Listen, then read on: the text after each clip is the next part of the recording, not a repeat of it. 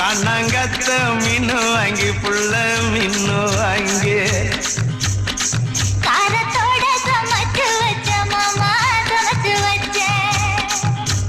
கொதிக்குது அது கொதிக்குது குக்கர்ல கொதிக்குது கொதிக்குது அது கொதிக்குது குக்கர்ல கொதிக்குது கொதிக்குது அது கொதிக்குது குழம்புக்குள்ள கொதிக்குது